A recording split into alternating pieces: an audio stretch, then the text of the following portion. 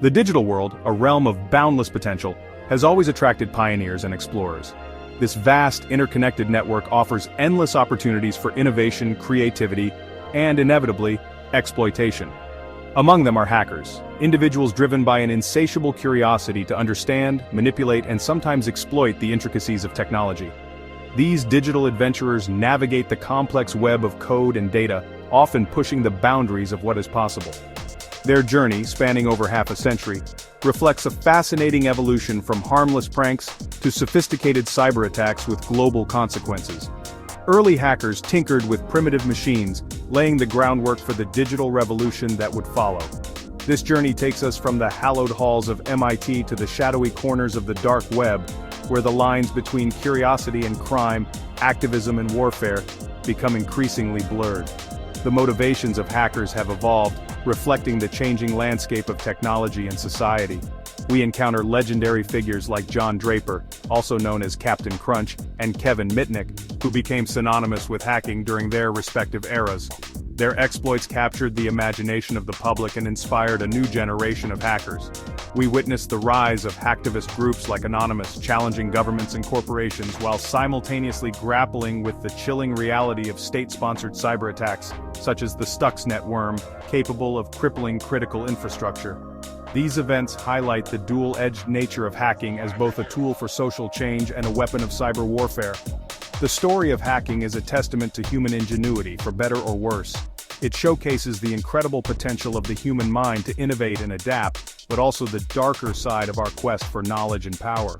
It is a story that continues to unfold before our eyes, forcing us to confront fundamental questions about security, privacy, and the evolving nature of conflict in the digital age. As technology advances, so too do the methods and motivations of those who seek to exploit it. Join us as we delve into the captivating and often unsettling world of hackers, from their humble beginnings to their present-day dominance in the digital landscape. Discover the stories, the people, and the technology that have shaped this ever-evolving domain. The seeds of hacking were sown in the fertile ground of academia, specifically within the hallowed halls of the Massachusetts Institute of Technology, MIT, during the 1960s.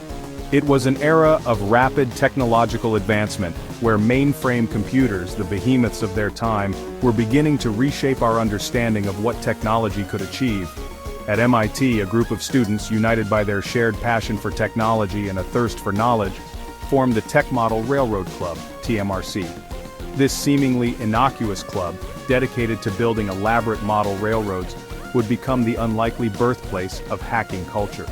The students' fascination, however, extended beyond the miniature locomotives and intricate track layouts.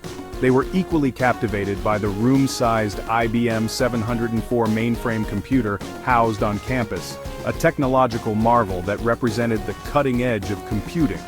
Driven by an insatiable curiosity, these early hackers, as they came to be known, sought to understand the intricacies of this new machine. They spent countless hours poring over technical manuals, experimenting with code, and pushing the boundaries of the system. Their goal was not malicious. It was driven by a pure desire to learn and explore the limits of what was possible. As technology evolved, so too did the world of hacking. The early days of hacking were marked by curiosity and a desire to understand the inner workings of emerging technologies. The 1970s witnessed the rise of a new breed of hacker, the phone phreak. These pioneers were not just interested in computers, but were fascinated by the telephone system, a complex network that connected the world. These individuals, armed with little more than a basic understanding of electronics and a healthy disregard for the rules, turned their attention to the telephone system, another technological marvel ripe for exploration. They sought to uncover its secrets and push its limits. At the forefront of this movement was John Draper, better known by his moniker Captain Crunch. Draper became a legendary figure in the world of phone phreaking, inspiring many others to follow in his footsteps. Draper, a former Air Force technician, discovered that the plastic whistle found in Captain Crunch cereal boxes could emit a 2,600 Hz tone. This seemingly innocuous toy became a powerful tool in the hands of a skilled phreaker. This tone, coincidentally, was the same frequency used by the ATAN-DT telephone system to signal a long-distance call had been placed. By mimicking this tone, phreakers could manipulate the system to their advantage. Armed with this knowledge and a device known as a blue box, which could generate the required tones, Draper and his fellow phone phreaks were able to make free long-distance calls, bypassing the AT&T billing system. This was a groundbreaking discovery that opened up new possibilities for exploration. Their exploits captured the public imagination, turning them into folk heroes for some and criminals for others. The media coverage of their activities brought phone phreaking into the spotlight, sparking debates about the ethics and legality of their actions. Phone phreaking was more than just a way to make free calls. It was a statement, a rebellion against the perceived control of large corporations like AT&T over a technology that was becoming increasingly central to modern life. It was a challenge to the status quo and a call for greater freedom and access to technology. It was about exploration, pushing the boundaries of what was possible, and exposing the vulnerabilities of systems that were often assumed to be impenetrable. The legacy of the phone phreaks lives on, inspiring future generations of hackers and technologists to question, explore, and innovate. Section 4. The Golden Age of Hacking and the Birth of Cybercrime. The 1980s witnessed the rise of the personal computer, making technology accessible to a wider audience than ever before. This era marked a significant shift in how people interacted with technology, bringing computers from corporate offices and research labs into homes and schools. This proliferation of computers, coupled with the burgeoning world of bulletin board systems that allowed users to connect and share information, created a fertile ground for the next generation of hackers. These systems were the precursors to the modern internet, enabling a new kind of digital community. This era, often referred to as the Golden Age of Hacking, saw the emergence of legendary figures like Kevin Mitnick, Robert Tappan Morris, and the Legion of Doom, a loose-knit group of hackers who gained notoriety for their exploits. These individuals became infamous, their names synonymous with the early days of hacking. These hackers, driven by a combination of technical prowess, ego, and a desire to test their skills against worthy opponents, pushed the boundaries of what was possible in this new digital frontier. They were pioneers, exploring uncharted territories of the digital world. Their targets were no longer limited to telephone systems. As their skills evolved, so did their ambitions. They infiltrated government and corporate networks, exposing security flaws and accessing sensitive information. These breaches highlighted the vulnerabilities in the nascent digital infrastructure. The motivations behind these hacks varied. Some were driven by curiosity and the thrill of discovery. Some, like Mitnick, were driven by a thirst for knowledge, while others sought to expose vulnerabilities or make political statements. These actions often sparked debates about the ethics and legality of hacking. However, the rise of hacking also brought with it the rise of cybercrime. As the digital landscape expanded, so did the opportunities for illicit activities.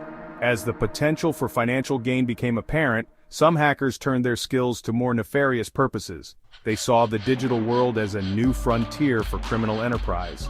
They stole credit card information, engaged in identity theft, and disrupted critical infrastructure for ransom. These actions marked the beginning of a new era of cyber threats, one that continues to evolve to this day. Section 5. Hacktivism emerges, a new era of digital activism. The 1990s witnessed the rise of the internet, connecting the world in ways that were previously unimaginable. This interconnectedness, while creating unprecedented opportunities for communication and collaboration, also provided new avenues for protest and dissent. It was against this backdrop that hacktivism emerged as a potent force on the global stage. Hacktivists, driven by a desire to effect social or political change, utilized their technical skills to disrupt websites, leak sensitive information, and expose corruption. They saw themselves as digital Robin Hoods, fighting for the oppressed and holding the powerful accountable. One of the most prominent hacktivist groups to emerge during this period was Cult of the Dead Cow. This group, known for its technical prowess and its subversive sense of humor, targeted websites belonging to governments and corporations, often defacing them with messages highlighting social injustices or security vulnerabilities. The rise of hacktivism challenged traditional notions of protest and activism.